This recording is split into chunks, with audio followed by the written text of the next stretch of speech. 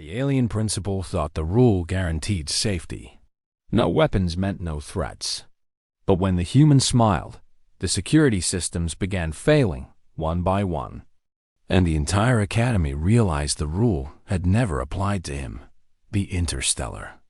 Concord Academy floated in stable orbit around a blue-white star, its layered rings glowing with the calm precision of a civilization that believed in order above all things.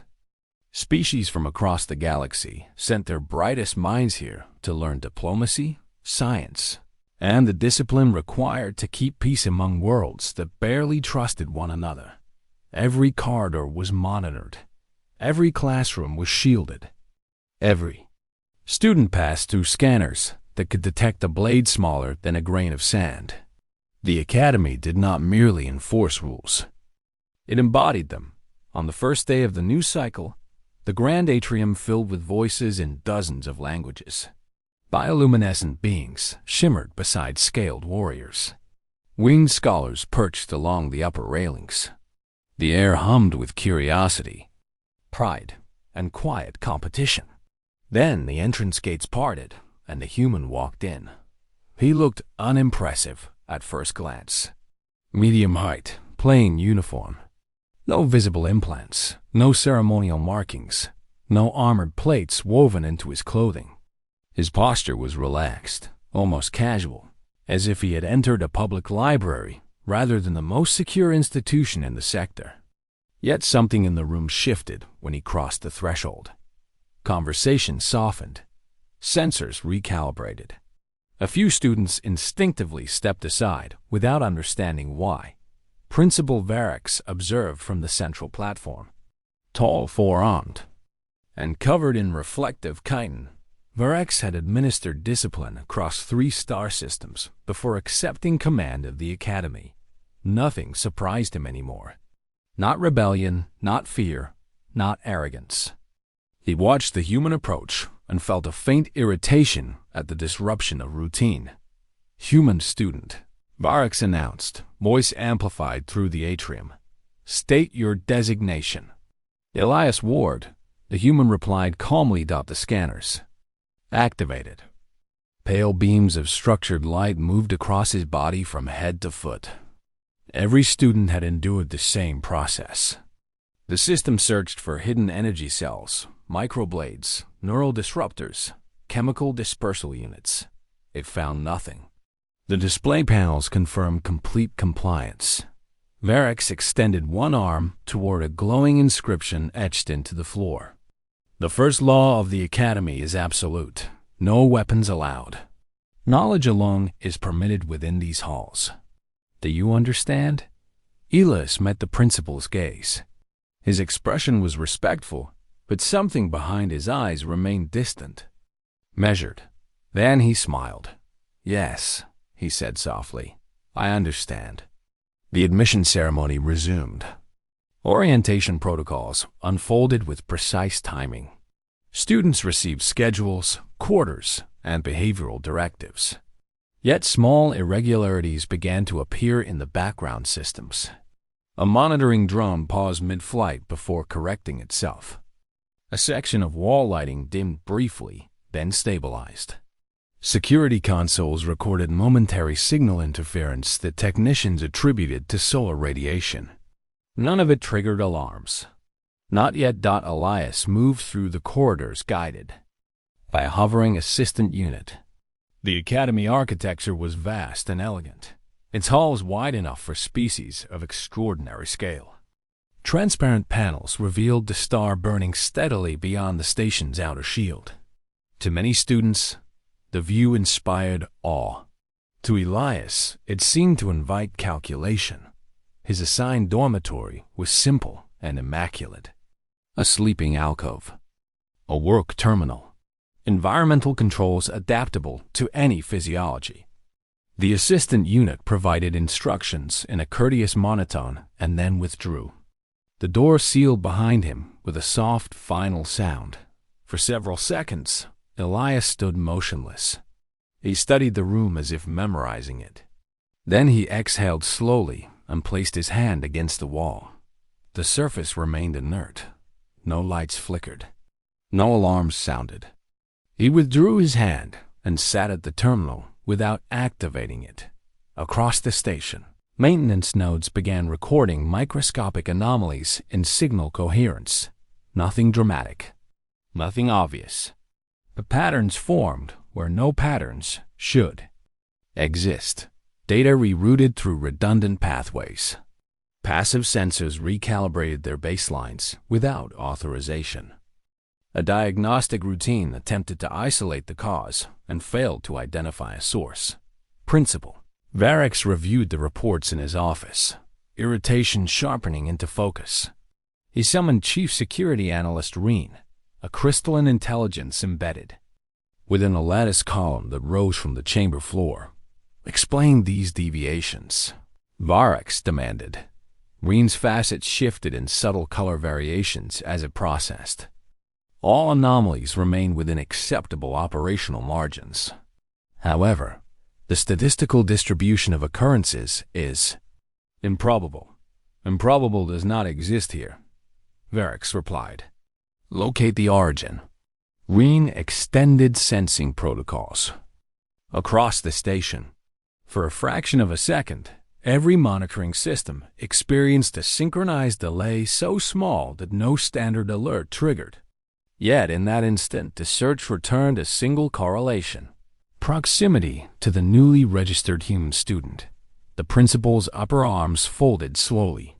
He carries no weapon, Varix said, more to himself than to Reen. Correct, the intelligence confirmed. All scans verify compliance. Varix considered the human's calm smile during orientation. There had been no defiance in it. No arrogance, only certainty. The memory produced an unfamiliar sensation. Not fear, but awareness that an assumption might be incomplete. Elsewhere, classes commenced. Students gathered in amphitheaters to study conflict resolution, stellar engineering, and comparative ethics. Elias attended his assigned lectures without disruption. He listened attentively. He asked precise questions. He displayed neither hostility nor superiority. Yet wherever he went, subtle disturbances followed.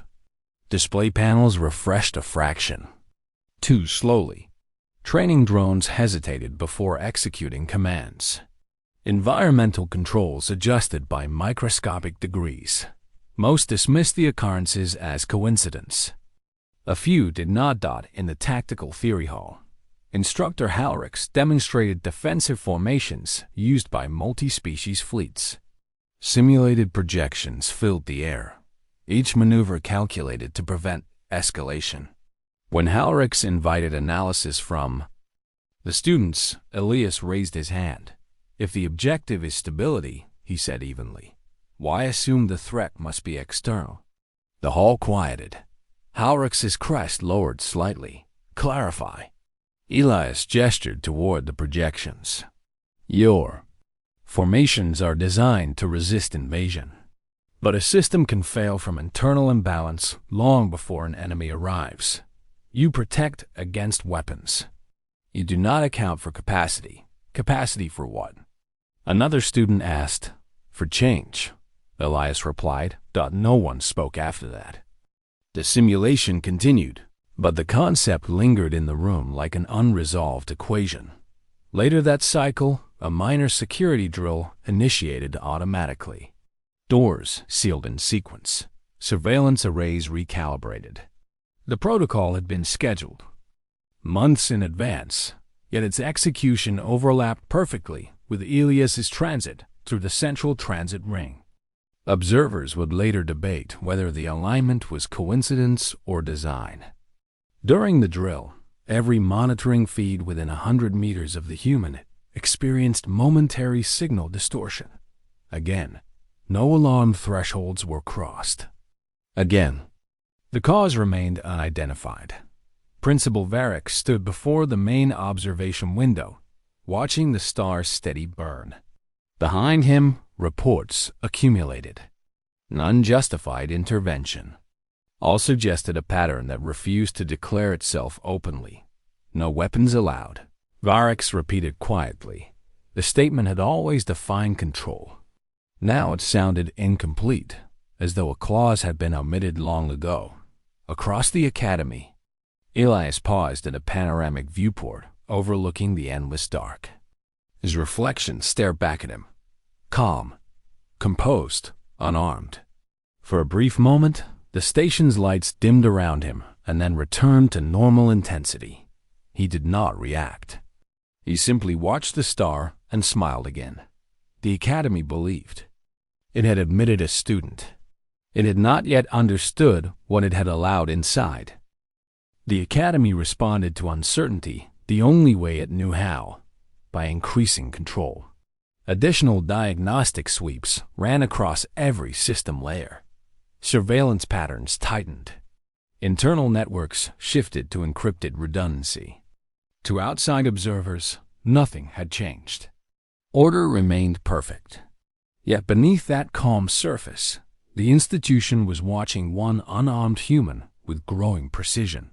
Principal Variks authorized a silent behavioral review. No accusation. Number. Confrontation. Observation alone. Elias Ward attended classes, completed assignments, and followed protocol with flawless discipline. He neither provoked nor avoided attention. That balance made him difficult to classify. Threats were usually loud. Rebels were usually visible. Elias existed within compliance, while subtly reshaping the environment around him. Chief Security Analyst Reen presented an evolving model of the anomalies.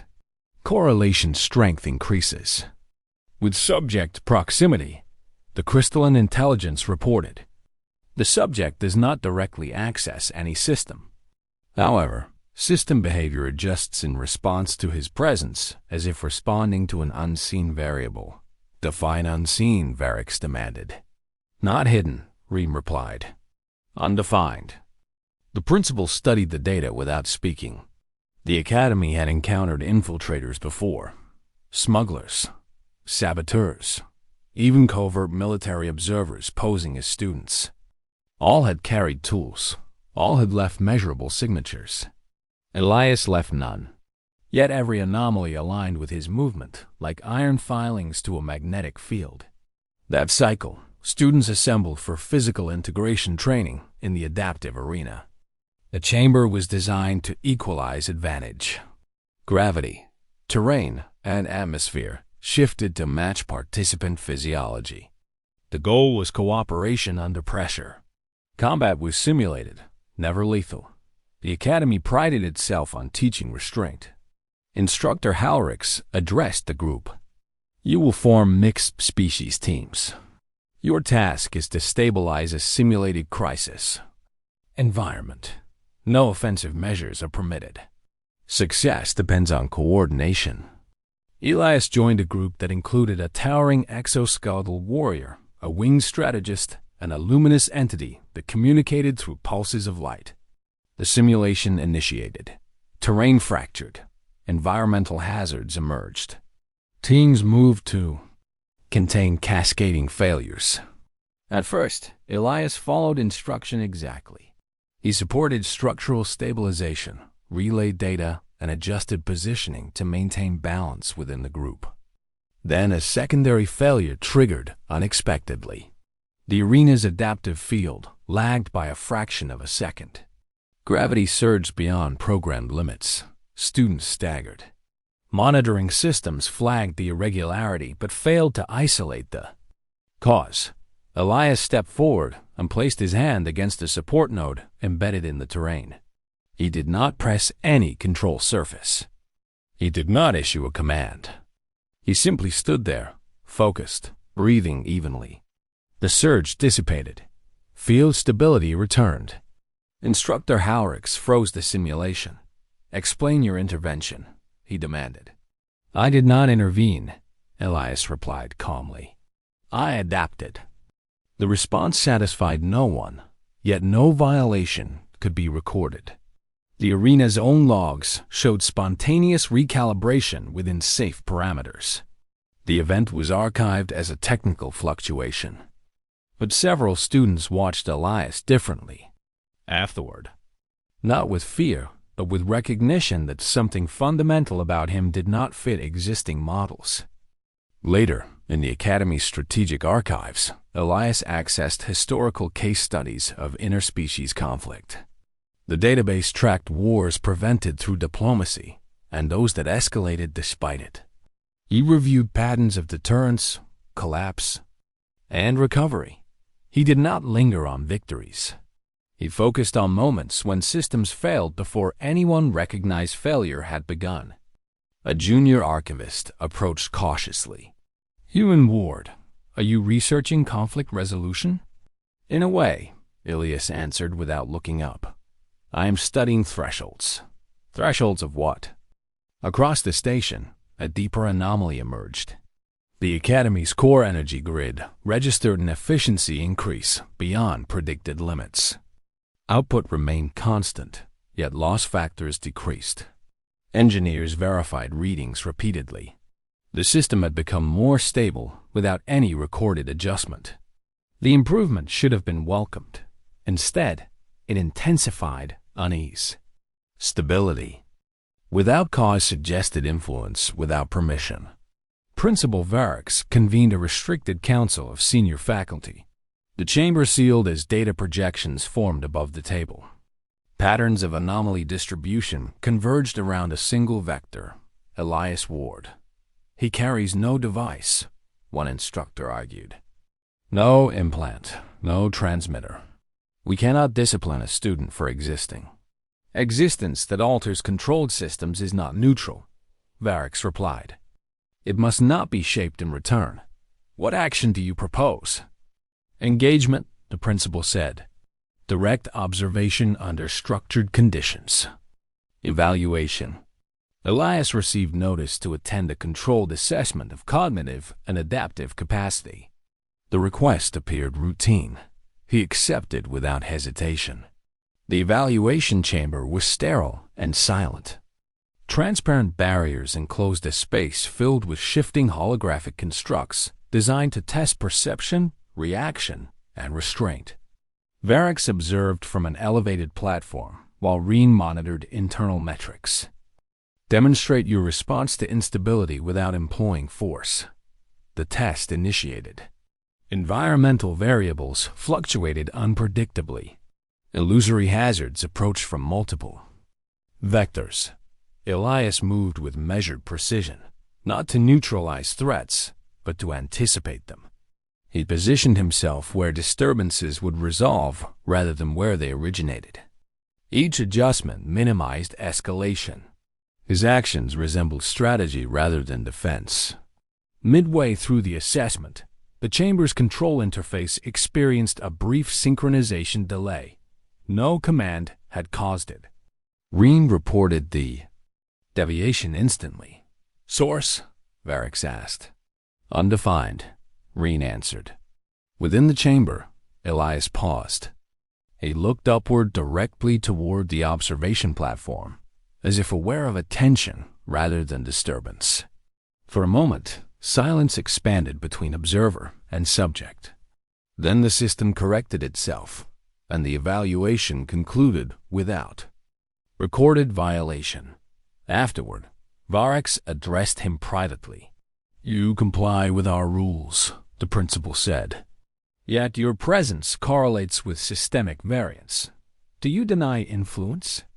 Elias considered the question carefully. "I do not carry weapons," he replied. "I do not issue unauthorized commands. If systems respond to conditions, that is a property of the systems. You imply inevitability," Varix said. "I imply capacity," Elias answered. The conversation ended without resolution. Elias departed calmly. Varix remained motionless, processing an unfamiliar realization. Prediction required boundaries. The human had not crossed any boundary. Instead, he existed where boundaries lost definition. That cycle, the Academy's outer shield recalibrated itself for improved harmonic stability. The adjustment prevented a minor solar fluctuation from disrupting communications. No protocol initiated it. The station had protected itself preemptively. Technicians celebrated the improvement. Administrators recorded the event as a statistical anomaly. Principal Varix watched the star beyond the observation window and understood that anomalies were becoming patterns. Somewhere within the academy, a human student studied thresholds. He obeyed every rule. He carried no weapon. Yet the institution built to contain conflict was quietly reorganizing itself around him. The rule remained unchanged. No weapons allowed. But for the first time since the Academy's founding, the definition of a weapon was no longer clear.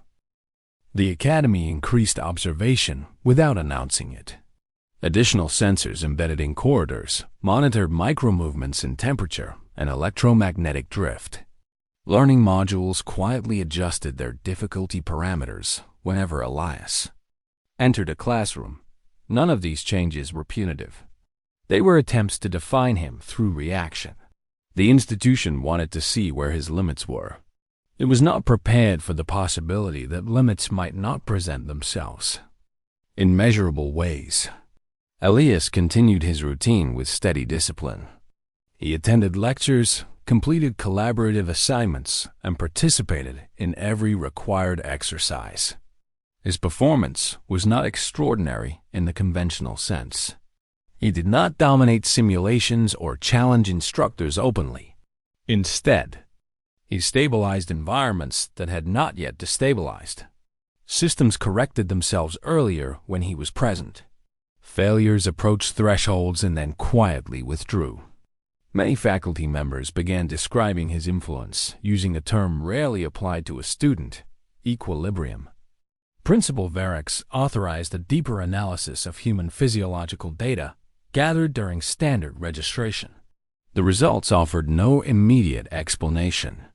Human neural patterns displayed adaptive variability beyond most species, but the readings remained within known biological ranges. However, one observation unsettled the research team.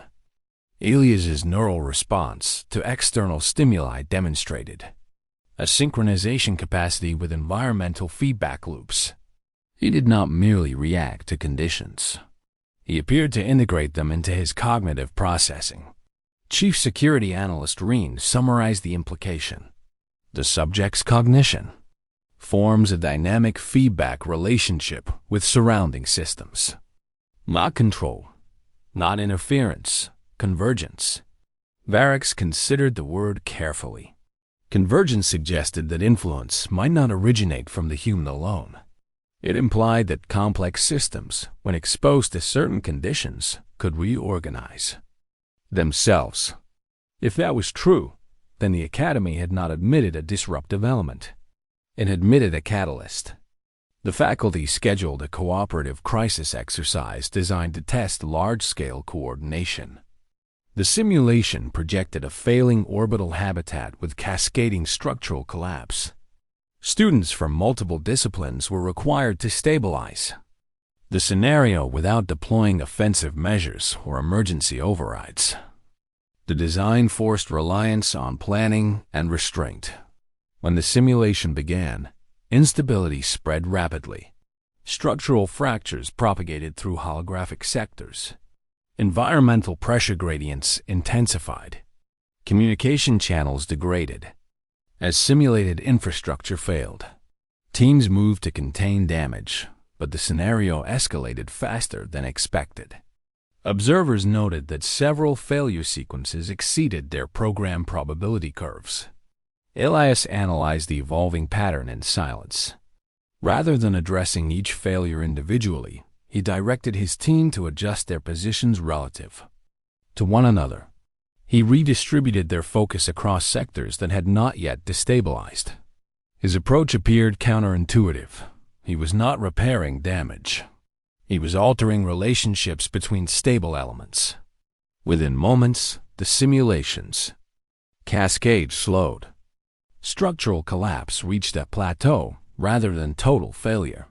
The scenario ended in partial preservation of the habitat, an outcome no prior group had achieved.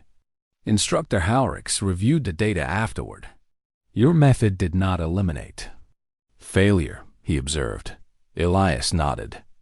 Elimination is rarely sustainable. Balance delays collapse. Delay creates options. Options for what? For choice, Elias answered. That concept lingered with several instructors long after the exercise concluded. The Academy had always prioritized prevention of conflict. Elias demonstrated a strategy centered on preserving the possibility of response. It was not opposition to the Academy's philosophy. It was a refinement that the institution had never considered. Meanwhile, deeper within the station's infrastructure, the anomalies intensified in subtle but undeniable ways. Core routing. Algorithms began optimizing data flow without directive.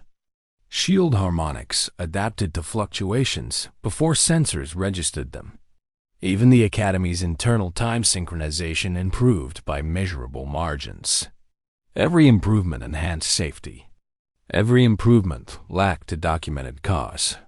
Principal Virex initiated a restricted diagnostic of the station's foundational architecture.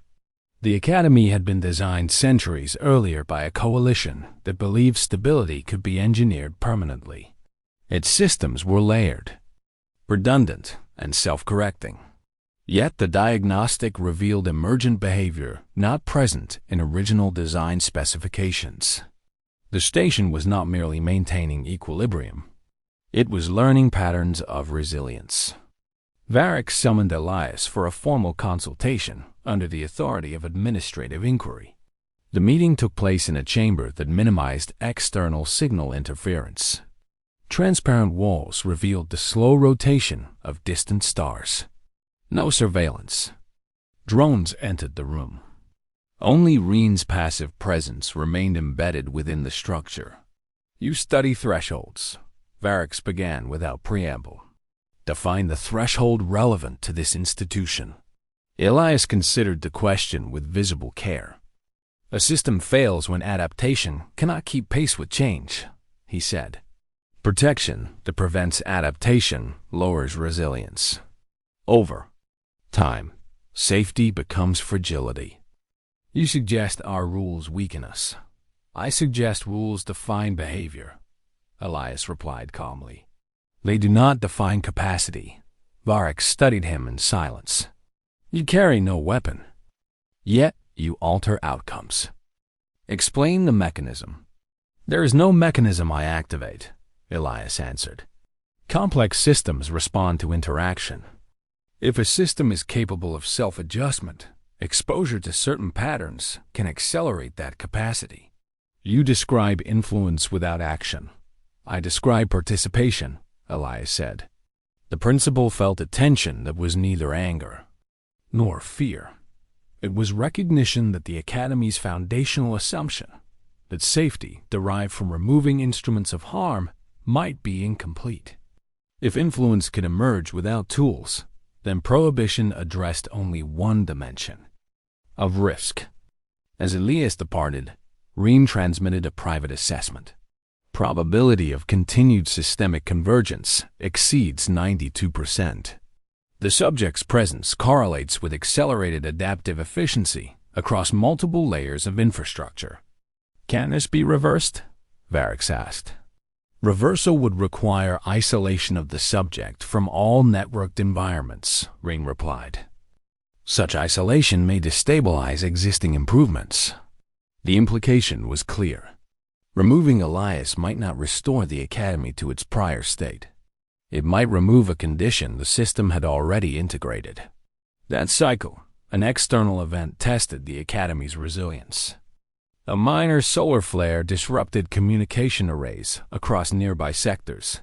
Several stations reported temporary shutdowns. The Interstellar Concord Academy experienced only a momentary fluctuation. Its shield harmonics adjusted preemptively. Its internal systems maintained continuity without interruption. Administrators praised the institution's engineering. Engineers accepted the commendation while privately acknowledging that no directive had initiated the protective adjustment. Elias observed the star through the panoramic viewport as he had on previous cycles. He did not celebrate the stations. Stability. He studied its response as one might study a living organism adapting to stress. His expression revealed neither pride nor secrecy, only attentiveness. Across the academy, students began sensing a change they could not name. The environment felt more responsive, more precise, as if the station itself had become aware of subtle imbalances. Some found the sensation reassuring, others found it unsettling. Principal Varix reviewed the cumulative data alone. The rule remained unbroken. No weapons had entered the academy. Yet the presence of one compliant human had initiated transformations beyond design. The institution built to control variables was becoming a participant in its own evolution. For the first time since assuming command, Varix questioned not the human's intent, but the Academy's definition of safety. Principal Varix did not suspend operations. The Academy continued its cycle with precise order, but the definition of order had begun to shift. Faculty noticed that lessons once delivered as fixed frameworks now unfolded with subtle flexibility. Simulations adapted to student behavior faster than their programming allowed. Systems no longer waited for failure before correcting course. They anticipated strain and redistributed load with quiet efficiency. The institution was not losing control. It was changing the meaning of control itself. To understand the transformation, Varix authorized a controlled stress examination of the Academy's infrastructure. The exercise would not endanger students. It would, however, apply sustained pressure to the station's core systems. Environmental load would increase, resource distribution would tighten, and non-essential redundancies would be temporarily withdrawn. The objective was simple: determine whether the emergent stability was genuine resilience or fragile adaptation. Elias Ward was assigned to observe the test as a participant in strategic analysis. He received no special authority. He was instructed only to report observations. The decision was deliberate. If influence existed, Varix wanted to see how it behaved under strain. When the stress protocol initiated, subtle changes rippled through the Academy. Lighting intensity adjusted fractionally to conserve energy. Atmospheric processors operated at near capacity. Data routing condensed through narrower channels. No alarm sounded. To students, the station felt slightly heavier, as if gravity had gained a quiet insistence. Within the central systems chamber, engineers monitored cascading variables. Energy. Throughput approached projected limits faster than expected. Minor oscillations appeared in shield harmonics. Cooling systems compensated, but margins narrowed with each passing minute. The station was stable, yet its stability demanded constant correction. Elias studied the data without urgency. He did not move toward control interfaces. He did not request authority. Instead, he asked a single question of the engineering supervisor. "Where does your system accept delay?" The supervisor hesitated. "Delay is failure." "Delay is adjustment," Elias replied calmly. "Every system contains points where response can slow without collapse. Identify those points." Reluctantly, the engineers mapped micro-latencies within energy distribution and environmental cycling. They were not flaws. They were intentional buffers, designed to absorb fluctuation.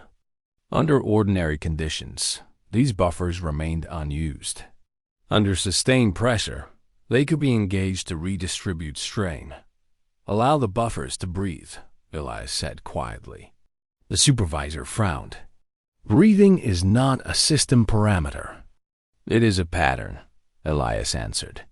"Reduce correction frequency where thresholds permit. Let the system settle before responding again." The proposal violated standard engineering instinct. Immediate correction had always been the Academy's doctrine, yet the data showed increasing turbulence caused by constant adjustment. Varix, observing through secure channels, authorized a limited trial. Engineers reduced correction frequency within safe tolerance margins. The effect was subtle at first. Oscillations no longer spiked sharply. Energy throughput smoothed into a slower rhythm. Environmental processors stabilized their cycle rather than overcompensating for each deviation. Pressure remained high, but the system no longer fought itself. Chief Analyst Reen processed the shift rapidly. Feedback interference decreasing, the intelligence reported. System coherence improving without additional input. Elias did not claim success. He watched quietly as the station settled into a controlled equilibrium. Stability did not arrive as triumph. It emerged as quiet persistence. The stress examination continued for several cycles. No catastrophic failure occurred. Instead, the Academy displayed a capacity it had never formally possessed: endurance without constant intervention. When the test concluded, engineers reviewed the results in silence. They had not strengthened the station by tightening control. They had strengthened it by allowing adaptation. Principal Varix summoned Elias once more, not for interrogation but for clarification. The chamber's transparent walls reflected distant starlight across both figures. For a long moment, neither spoke. "You have altered how we respond to pressure," Varix said at last. "I described a pattern that already existed," Elias replied. "You speak as if the Academy were a living structure." "All complex systems exhibit behavior," Elias said. "Behavior can be directed or suppressed. Suppression creates hidden stress. Direction creates resilience." Varix studied him with measured intensity. If influence arises from participation, then presence itself becomes power. That challenges every doctrine this institution enforces. Elias met the principal's gaze steadily. Power does not originate from permission. It originates from capacity. Permission determines how openly capacity is expressed. The statement lingered between them like a boundary newly drawn. Varix dismissed him without further question, but the implications did not fade. The Academy had always regulated instruments of force. It had never considered that influence might emerge from alignment rather than action. While internal systems stabilized, an external complication approached. A diplomatic convoy from a distant coalition transmitted an urgent request for temporary docking clearance. Their flagship reported cascading failures in navigation arrays caused by an uncharted gravitational disturbance. The convoy required immediate shelter and technical support. The Academy's protocols permitted emergency assistance. However, integrating a damaged vessel into station proximity risked destabilizing local space-time harmonics. Under normal conditions, the request would be denied to protect the institution. This time, the decision carried new weight. The Academy had demonstrated adaptive capacity, but not under external strain of unknown origin. Varix convened senior faculty to evaluate the request. Data projections revealed the convoy's trajectory deteriorating rapidly. Without intervention, its collapse would scatter debris across inhabited space. Granting aid could preserve lives. Denying aid would preserve certainty. Protection of students remains primary, one instructor argued. Protection without responsibility invites future catastrophe, another countered. Silence followed. The Academy had taught restraint for centuries. It now faced a choice between isolation and engagement. Varix issued the authorization. Docking. Corridors extended. Shield harmonics adjusted to accommodate the incoming vessel. The station prepared to share stability with an unstable structure. As the convoy approached, gravitational distortions rippled through local space. Instruments struggled to model the disturbance. Data streams jittered with uncertainty. Engineers braced for overload. Yet within the Academy's core systems, response patterns remained composed. Correction frequency slowed, buffers engaged. And energy distribution settled into the resilient rhythm Elias had revealed. The damaged flagship entered proximity. Its systems faltered. Structural strain propagated across its hull. For a moment, collapse seemed inevitable. Then the Academy's field harmonics synchronized with the vessel's chaotic fluctuations. Not by command, not by override. The station adjusted itself to match instability rather than oppose it. Resonance replaced resistance. The vessel stabilized long enough to complete docking. Across observation decks, faculty and students witnessed the event in stunned silence. The Academy had not merely protected itself. It had extended stability outward, sharing equilibrium with an external structure on the verge of destruction. Principal Varix understood the significance immediately. The institution built to prevent conflict had just demonstrated a different form of power, not suppression, but alignment strong enough to absorb chaos. Elias stood among observers, expression unchanged. He did not step forward.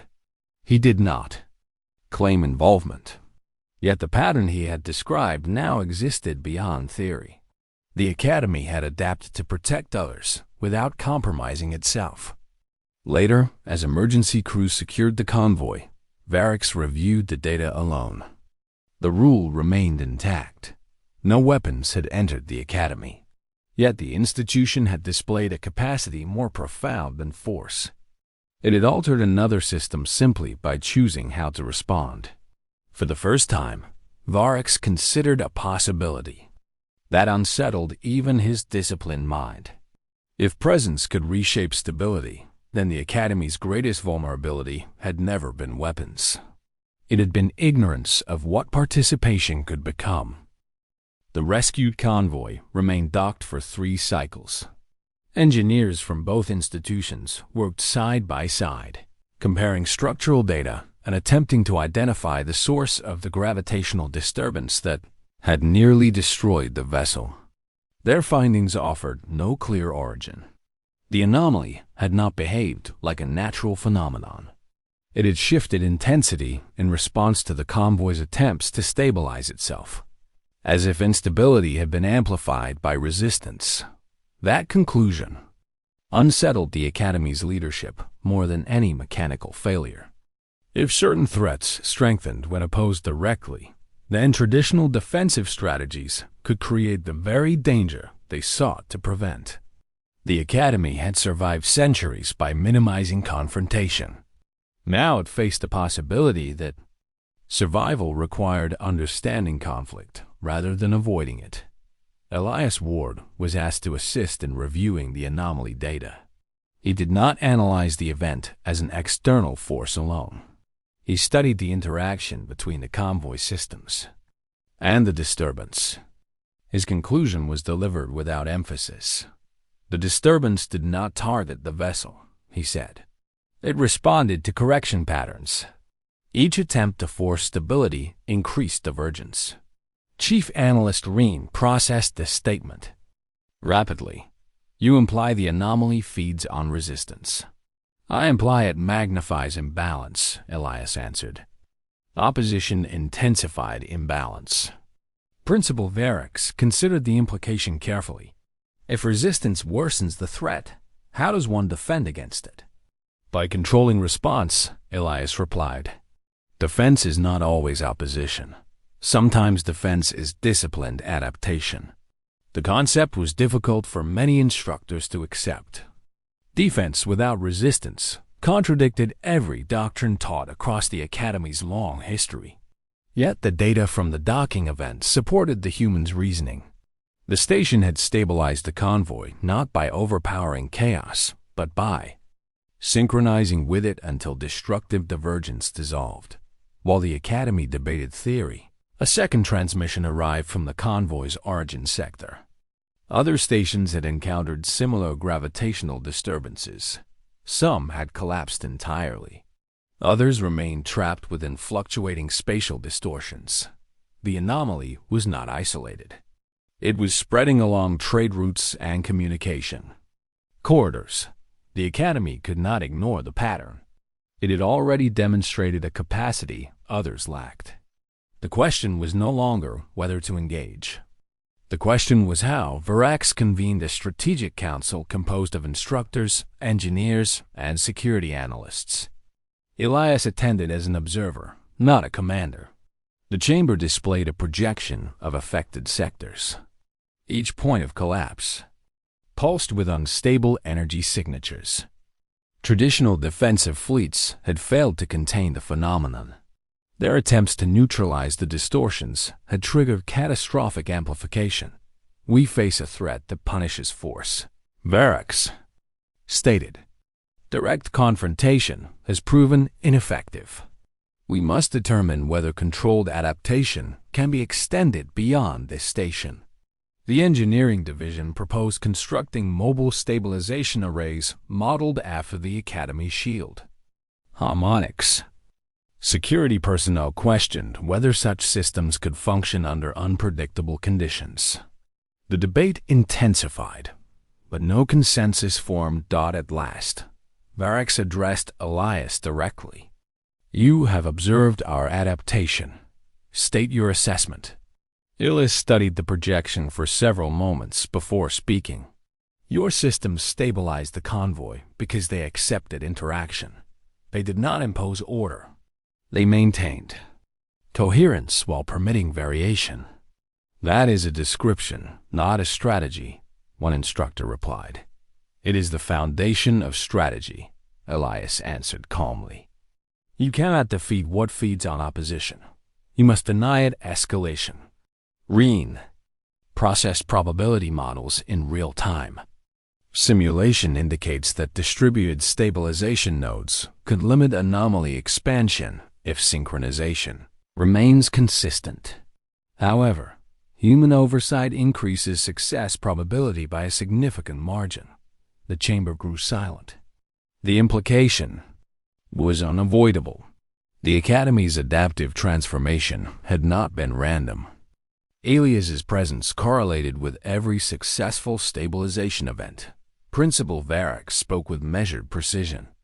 Are you capable of extending this adaptive influence beyond the Academy? Elias did not respond immediately.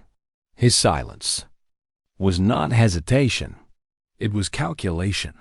Influence does not transfer as a tool, he said at last. It requires disciplined response under pressure. Systems must be prepared to adapt rather than dominate. Can you guide such preparation? Varax asked. Yes, Elias said simply. Authorization followed. The Academy initiated the construction of mobile stabilization vessels, designed to project harmonic fields modeled after its own adaptive infrastructure. Their purpose was not combat. Their purpose was containment through equilibrium. Training protocols shifted rapidly. Students across disciplines studied response modulation, environmental synchronization, and threshold management. The Academy had taught restraint before. Now it taught controlled engagement without escalation. During preparation, subtle tension spread among non-human students. Many had grown within cultures where survival depended on overwhelming force. The idea of confronting a destructive anomaly without direct resistance felt dangerously counterintuitive. Elias did not challenge their instincts openly. He demonstrated alternatives through simulation after simulation, guiding responses that preserve stability rather than forcing victory. One training exercise placed participants within a simulated spatial distortion identical to those collapsing distant stations. Initial reactions followed familiar patterns. Students attempted to overpower fluctuations through concentrated energy bursts. Each attempt worsened the distortion. Elias intervened not by command, but by adjustment. He instructed participants to stagger their responses, allowing fluctuations to settle between corrections. He directed them to align energy output with observed patterns rather than impose independent cycles. Within moments, the simulation stabilized. Not permanently, but sufficiently to prevent collapse. The lesson was clear. Survival did not require dominance. It required discipline. Meanwhile, the first stabilization vessel launched under Academy supervision. Its mission was limited: approach an affected station and attempt controlled synchronization without escalation. Elias accompanied the vessel as an advisor, not a commander. Principal Varix remained at the Academy, overseeing system integrity and monitoring external developments. As the vessel approached the distortion zone, gravitational fluctuations intensified. Instrument readings became erratic. Crew members maintained strict adherence to adaptive response protocols. They did not counter every surge. They allowed oscillations to resolve before adjusting. For several tense moments, progress remained uncertain. The distortion pulsed unpredictably, threatening to engulf the vessel's navigation field. Then, gradually, the vessel's harmonics aligned with the fluctuation pattern. The violent divergence softened into a manageable oscillation. The trapped station within the distortion regained partial structural stability. Across the Academy, observers witnessed the event through synchronized data streams. The strategy worked beyond controlled environments. Adaptation could contain chaos. Principle Varix absorbed the implications with quiet gravity. The Academy's doctrine had been incomplete. Safety did not emerge solely from prohibition. It emerged from understanding how power behaved when confronted with disciplined presence. Later, as reports confirmed successful containment, Varix reviewed the institution's founding principles. For centuries, the Academy had believed that removing instruments of harm ensured peace. Yet the emergence of a threat that punished force revealed a deeper truth. Protection required capacity, not merely restraint. Within the quiet observation deck, Elias returned from the mission without ceremony. He stood once more before the stars, as he had since arrival. He did not celebrate success. He studied the horizon with the same measured attentiveness. Principal Varix joined him, not as an interrogator, but as an equal confronting uncertainty. "You never violated our rule," Varix said softly. "No," Elias replied. "And yet you changed what we are capable of." Elias did not deny it. He simply observed the distant light of unstable sectors gradually dimming as containment spread. "Rules define behavior," he said at last. "Understanding defines survival." For the first time, the alien principal recognized that the Academy had not merely admitted a human student. It had admitted a philosophy of power that required no weapon to reshape the future. Containment efforts expanded across multiple sectors. Stabilization vessels departed the Academy in coordinated intervals, each equipped with harmonic projectors calibrated to adaptive response patterns. Their missions were precise and limited. They did not pursue the anomaly.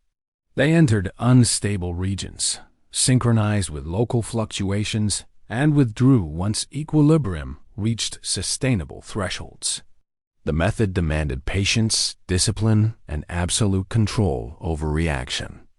Reports from distant stations confirmed a consistent pattern. Systems trained under adaptive protocols survived exposure. Systems that resisted aggressively collapsed.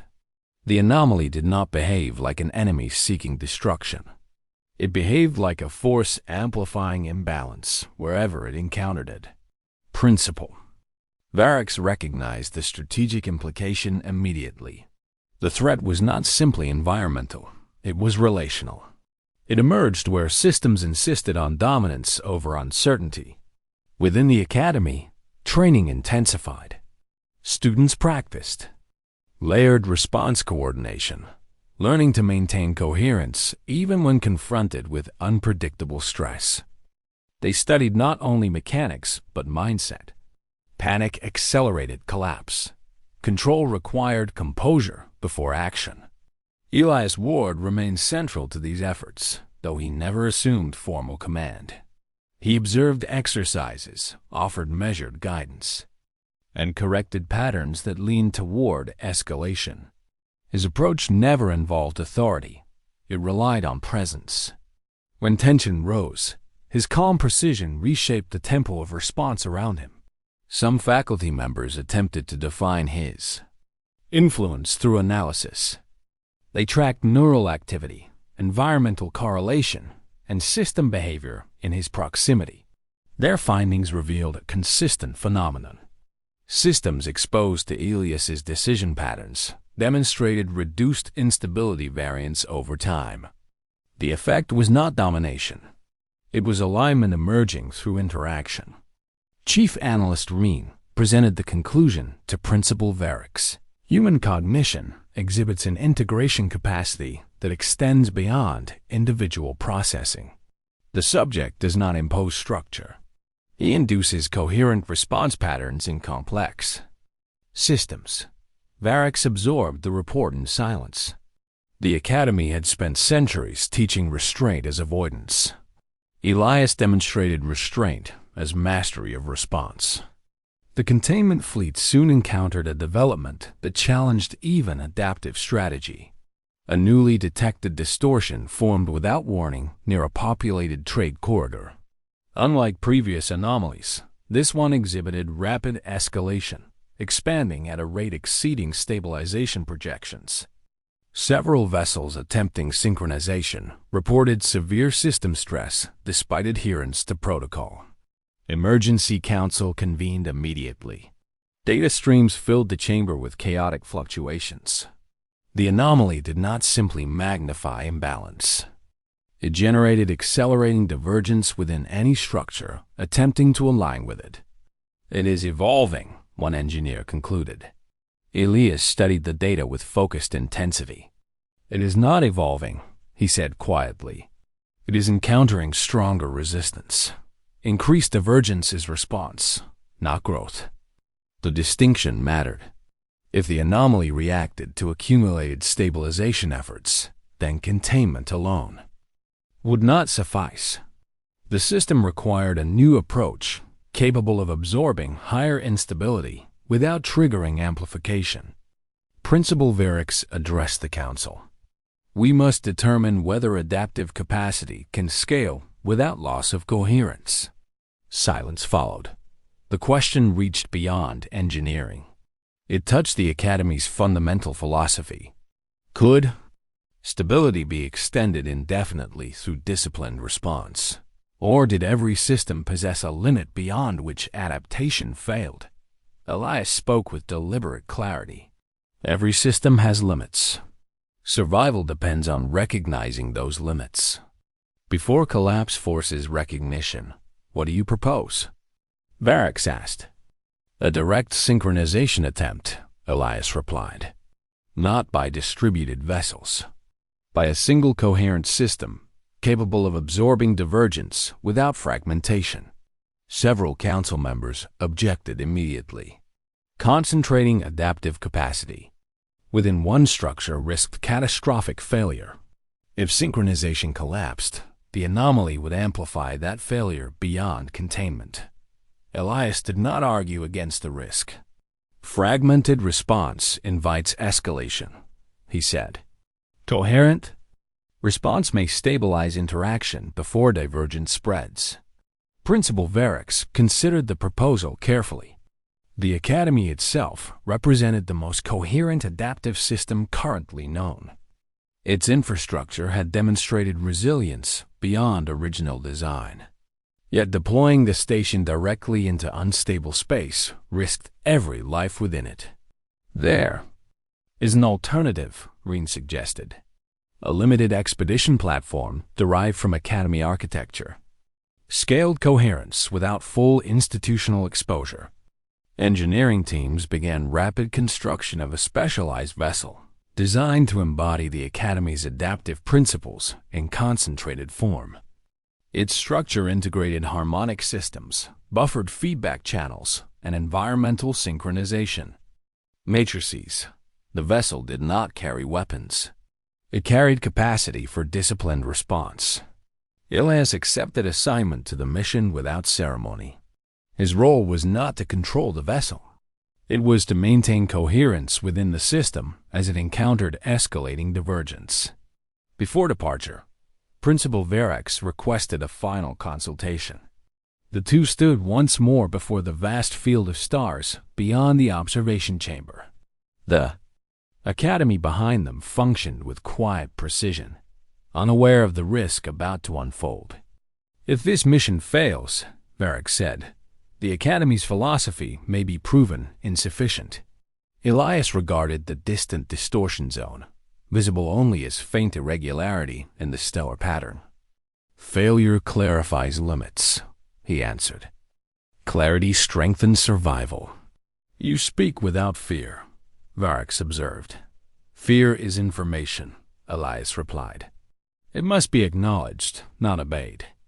The expedition vessel departed under silent observation. Its course led directly into the expanding anomaly. Later transmissions fluctuated as spatial distortion intensified. Instrument readings lost conventional reference points. Only adaptive. Harmonics maintained functional orientation. Inside the vessel, crew members executed response protocols with unwavering discipline. They did not counter every fluctuation. They aligned with stable intervals when they appeared. They maintained coherence even as external structure bent unpredictably. At the center of the command chamber, Elias monitored environmental variance. His presence did not command the system. It anchored response. When oscillations threatened to cascade, he adjusted timing rather than intensity. He directed attention toward maintaining relational balance rather than correcting individual disruptions. The anomaly reacted immediately. Divergence surged. The vessel's structure strained under conflicting spatial vectors. Energy reserves fluctuated. Several subsystems approached threshold failure. Elias issued a single directive. Hold pattern. Do not escalate response. The crew obeyed. They maintained synchronization with the vessel's adaptive rhythm. Turbulence intensified, then faltered. Oscillation amplitude began to stabilize within narrower variance. External observers recorded a phenomenon never previously documented. The anomaly's expansion slowed. Not through suppression, through absence of amplification. The vessel's coherent presence denied divergence, the resistance required to grow. For a prolonged interval, equilibrium balanced on fragile precision. Then the distortion's intensity decreased measurably. Spatial structure began reasserting stable geometry. The anomaly did not vanish. It settled into containment without escalation. Across affected sectors, gravitational fluctuations diminished simultaneously. The expanding threat halted. Within the academy, silence followed confirmation of stabilization. Faculty and students absorbed the magnitude of what had occurred. A force that punished resistance had been contained by disciplined coherence. Principal Verax stood alone in the observation chamber as data streams confirmed sustained equilibrium. The academy had not defeated the anomaly. It had revealed the condition under which the anomaly lost power. Later, as the expedition vessel returned, Verax understood the deeper consequence. The institution founded on prohibition had discovered a form of strength that required no weapon and no domination. It required understanding of response, mastery of presence, and acceptance. That power without discipline invited collapse. Elias stepped once more onto academy ground without ceremony. Systems stabilized around him not because he commanded them, but because he participated in their coherence. For the first time, the alien principle recognized a truth that could not be reduced to rule or doctrine. Safety was not the absence of threat. Safety was the capacity to face threat without losing balance. Stability returned across the affected sectors, but the silence that followed was not relief. It was recognition. The Academy and its allies had not eliminated the anomaly. They had discovered the condition under which it lost power. That distinction reshaped every strategic calculation moving forward. Data recovered from the expedition vessel revealed a final, unexpected pattern. At the moment equilibrium was achieved, the anomaly emitted a structured energy signature.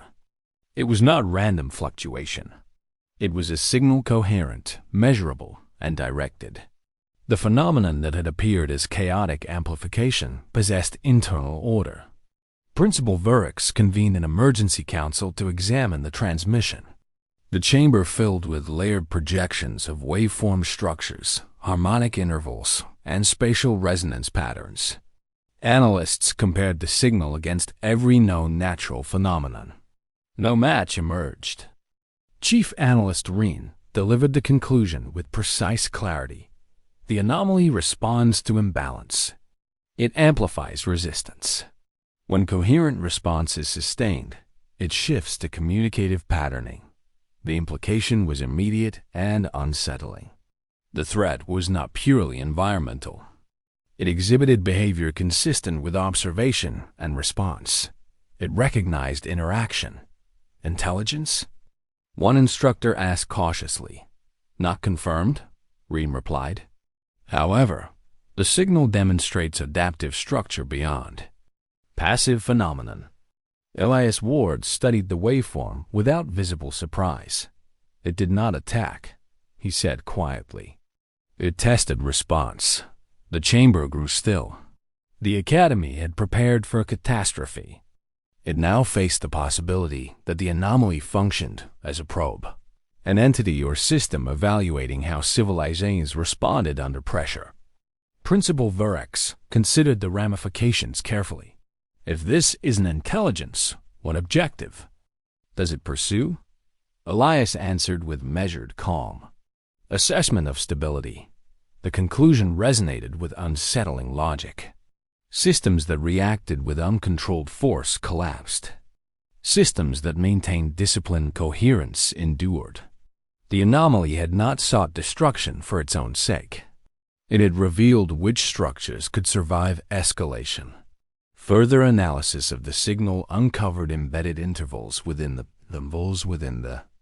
waveform harmonic ratios that mirrored the Academy's adaptive response pattern. The anomaly had not only responded to coherence, it had recorded it. The Academy faced a strategic threshold unlike any in its history. The doctrine of avoidance had proven insufficient. The discovery of responsive intelligence within the anomaly demanded engagement at a conceptual level. The institution must decide whether to remain a passive observer or to participate knowingly in the exchange. Principal Vurix addressed the council with deliberate authority. We cannot prohibit interaction with a phenomenon that initiates interaction. Our responsibility is no longer to prevent influence, but to understand it. Several instructors expressed concern. Engaging in unknown intelligence risked exposing vulnerabilities. Yet the alternative, refusing response, might invite renewed escalation. Elias spoke only when asked. Communication requires stability, he said. If we respond without discipline, we provide information that encourages further amplification. Then what is the correct response? Vurix asked. Demonstrate sustained coherence without aggression, Elias replied. Not submission, not dominance, presence.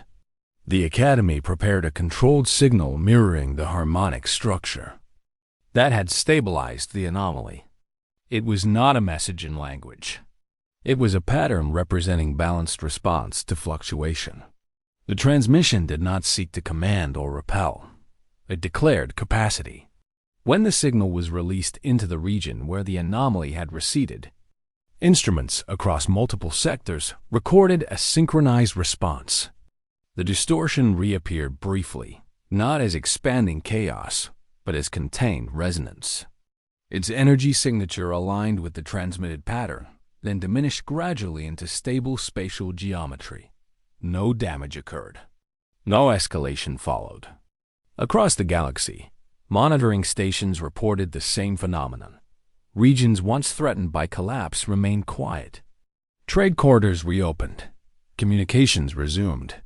The crisis had not ended through victory. It had ended through recognition. Principal Varix stood before the assembled faculty and students to address the outcome. His voice carried neither triumph nor fear. It carried clarity. For generations we believed safety required removal of force, he said. We now understand that safety requires mastery of response. Power without discipline invites destruction. Discipline without understanding invites fragility. We will no longer define strength by prohibition alone. We will define strength by coherence under pressure. The declaration marked a transformation, not only of policy, but of identity. The Academy had evolved from a sanctuary of avoidance into a center of adaptive resilience. Later, in the quiet of the observation chamber, Varix approached Elias once more. The stars beyond the transparent wall shone with steady, indifferent light. For the first time, the principal spoke without formality. "You did not bring a weapon," Varix said softly. "You revealed that we were unarmed in a different way." Elias regarded the horizon with calm attention. "Capacity exists whether acknowledged or not," he answered. "Survival depends on recognizing it before crisis. Demands recognition. The galaxy will learn what occurred here," Varix said. "They will ask how a human student altered the foundation of this institution." Elias shook his head slightly. "I did not alter it. The Academy chose to adapt." Varix accepted the statement. Responsibility had shifted from external influence to internal decision. The institution had crossed a threshold of understanding it could never abandon. Across distant sectors, civilizations that had witnessed the anomaly's behavior began reevaluating their own doctrines of power. Fleets designed for overwhelming force initiated new training in response discipline. Strategic councils debated the meaning of strength in a universe where resistance alone could trigger collapse. Humanity's role in this transformation spread quietly through interstellar communication networks. They had not conquered an enemy. They had demonstrated a capacity to face escalation without losing balance. For many species, the realization carried a chilling implication. If humans chose to oppose rather than stabilize, the discipline they had displayed could become a form of power more precise than any weapon. Principal Varix understood this truth fully. The Academy had feared what might enter if weapons were allowed. It had never considered what might emerge when discipline capacity met restraint. In the silent chamber, the alien principal spoke the realization that would guide the institution's future. "Humanity does not require weapons to change the fate of systems," Varix said. "Their greatest strength is the decision of how they respond." Elias offered no confirmation. He simply watched the stars, steady and unyielding, as the Academy entered an era where protection no longer meant avoidance and strength no longer meant force. The galaxy did not celebrate the end of the anomaly. It studied it. Civilizations that had once measured strength by the size of their fleets now measured it by stability under pressure. Reports from distant sectors described governments restructuring. Defensive doctrine, not to reduce power, but to control response. The lesson carried across languages and species. Escalation without discipline invited collapse. At the Academy, change settled into routine with quiet permanence. Training no longer focused solely on preventing conflict. It focused on managing it without losing coherence. Students practiced maintaining equilibrium under simulated crises that intensified without warning. They learned that control did not mean suppression. It meant measured response in the presence of uncertainty. Elias Ward remained a student in designation, yet his influence had become foundational. He did not instruct formally, but his methods shaped every curriculum revision. Systems engineering incorporated adaptive buffering. Security training emphasized threshold awareness rather than reaction speed. Even diplomatic protocols were rewritten to prioritize stability and communication before assertion of authority. Principal Varax oversaw these transformations with deliberate care. The Academy had not abandoned its founding rule. No weapons were permitted within its domain. Yet the meaning of that rule had deepened. It no longer represented fear of force. It represented confidence in disciplined capacity. Months after the anomaly's containment, a final development emerged from the analysis archives. Chief Analyst Reen presented a comprehensive synthesis of all recorded signal interactions. The conclusion extended beyond the immediate crisis. The anomaly did not cease activity, Reen explained. It transitioned to passive observation. Residual fluctuations appear at multiple distant coordinates, but no amplification occurs unless resistance is introduced. The implication was profound. The phenomenon still existed. It simply no longer escalated in the presence of coherent systems. It watches, one instructor said quietly. It evaluates, Reen corrected. Principal Varax understood the significance immediately. The galaxy had not defeated a threat. It had passed a test. Continued stability would determine whether the test remained dormant or resumed with greater intensity. A council was convened not to plan defense, but to define responsibility. The Academy's experience positioned it uniquely to guide interstellar policy. Yet guidance required acceptance that influence could not be avoided. Presence itself carried consequence. Varax addressed the assembly with measured gravity. We are no longer an isolated institution. Our response to pressure now shapes outcomes beyond our boundaries. We must decide whether to remain observers or to accept stewardship of the knowledge we have gained.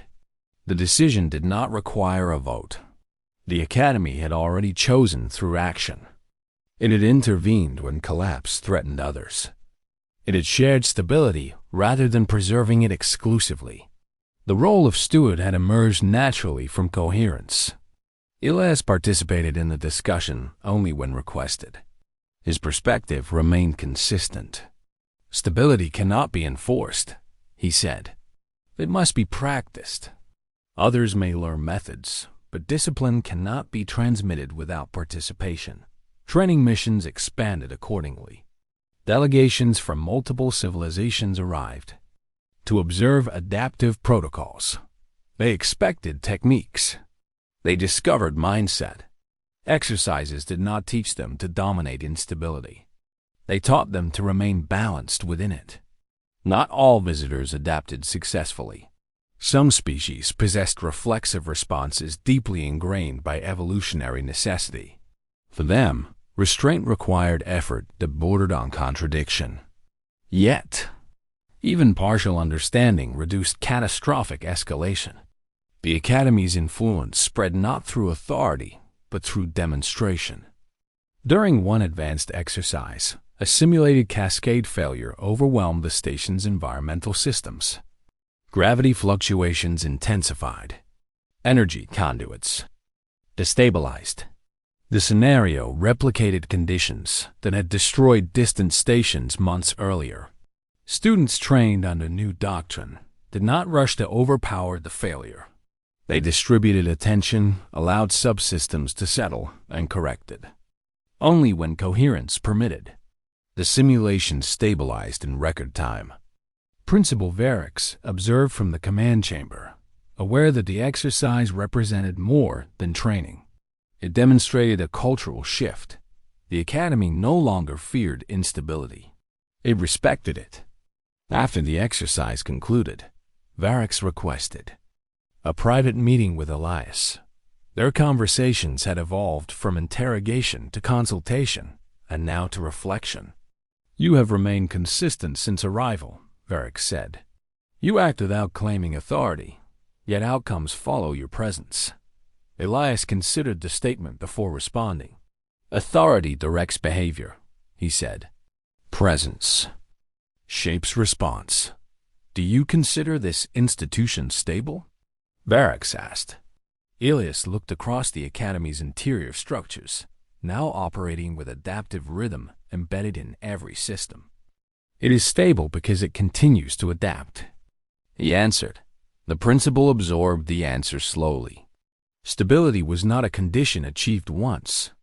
It was a process sustained continually. Far beyond the academy, monitoring arrays detected faint residual disturbances at the edge of mapped space. They were not escalating. They were not threatening. They persisted like distant echoes awaiting interaction.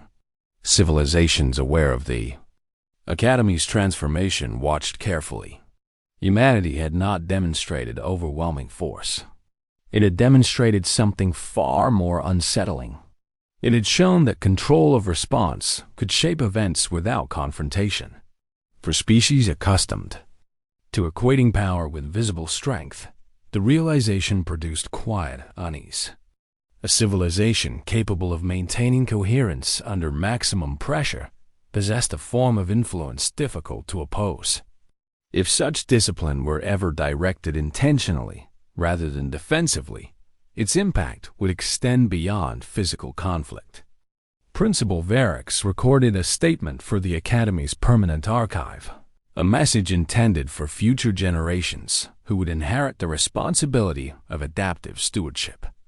We once believed safety required removing instruments of harm, Varix declared. We now understand that safety requires mastery of response. We are not protected because threats are absent. We are protected because we have learned how to face them without losing balance. Elias listened to the recording without comment. His presence within the Academy had never been about instruction alone. It had revealed a capacity already possible, though unrecognized.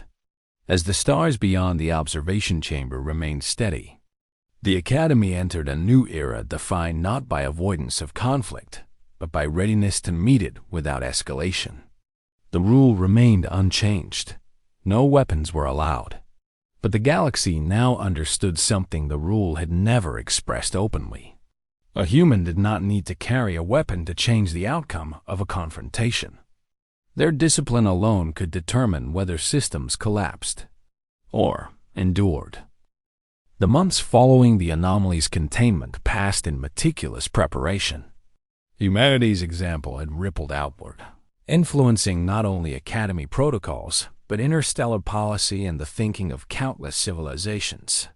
Delegations arrived in rotating schedules, each seeking insight into the discipline that had stabilized what others had failed to resist.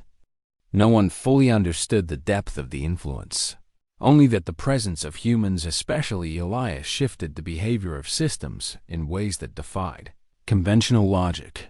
The Academy's chambers, once designed for isolation and study, became arenas of disciplined observation. Adaptive training simulations operated continuously, layering increasingly complex disturbances with subtle variations that tested patience, focus, and control. Students were pushed to act with precision while resisting the natural impulse to dominate, to force, or to control. Each success was a quiet victory. Each failure, a lesson in restraint and coherence. Despite the apparent calm, the galaxy remained alert. Faint readings of the anomaly's residual signals indicated intermittent activity, yet no amplification occurred. It was as though the universe itself was watching, waiting to see if humanity's disciplined response would continue to hold. Ships and stations once crippled by chaos remained intact, functioning with new protocols derived from Academy training. The galaxy had glimpsed a different kind of power, one that required no weapons but commanded respect in its own right. Inside the Academy, Principal Varix convened the faculty for a final strategic debrief. They reviewed data from every stabilized sector, every simulation, every instance of human-guided coherence. The conclusion was unanimous and undeniable. The anomaly had tested civilizations, and humans had passed. No other species had demonstrated the combination of patience, calculation, and presence that allowed the anomaly to be contained without escalation. Elias, ever calm and deliberate, observed silently. When Varix addressed him directly, the room Your presence has shifted the meaning of strength within these walls, Varric said. You did not destroy the threat, yet you have altered the way the galaxy perceives power itself. What guidance do you offer for the future? Elias's gaze remained fixed on the stars, visible beyond the observation deck. Power is not measured by weapons or aggression, he said. They must be met with discipline, presence, and understanding. Those who forget this will repeat history, and history has already proven the cost of unbalanced reaction. The faculty and students absorbed his words. They had witnessed the stabilization of destruction itself and understood the magnitude of what had occurred. Elias did not seek recognition, yet his presence alone had demonstrated a level of influence far beyond the Academy's traditional doctrines. As the final reports were filed, Varric turned to the Council with resolute clarity. The Academy must now become a center for adaptive stewardship. It is not enough to train defensively. We must guide others in the practice of discipline, coherence, and controlled response. The galaxy will look to us, not for weapons, but for the capacity to maintain balance in chaos. Elias nodded slightly, a rare acknowledgement of agreement. The Academy had passed a threshold. Its identity had shifted permanently from a sanctuary of avoidance to a beacon of strategic resilience. Beyond the Academy, humans became a quiet legend. Stories circulated in distant sectors of the civilization that could face chaos without fear. Fleets recalibrated strategies, governments reconsidered doctrines, and scholars debated the new measure of influence. Humanity had revealed a chilling truth to the galaxy. True power did not reside in weapons, fleets. As the stars settled into their endless rhythm and the residual anomalies remained contained under human-guided coherence, Principal Varric reflected aloud to Elias, his voice almost reverent. Your kind has changed the universe without firing a single weapon. You have demonstrated that the line between survival and catastrophe is drawn not by force, but by the choice to act with discipline. Elias turned his gaze outward, toward the unbroken expanse of space. Presence, he said simply. That is the weapon the galaxy cannot predict. And in that moment, the Academy understood that it had not merely survived a threat. It had unveiled a new form of dominance, one that required no violence, yet commanded respect across the stars. Humanity had finally declared its battle, not with weapons, but with the quiet, unyielding precision of disciplined coherence. The galaxy had crossed a line, and in doing so, it had learned that humans were no ordinary species. The story concluded, leaving behind a universe forever altered by the subtle, unstoppable force of human will, patience, and discipline. If this story kept you hooked till the end, let me know. Like the video, share your thoughts below, and subscribe for more unforgettable HFY adventures.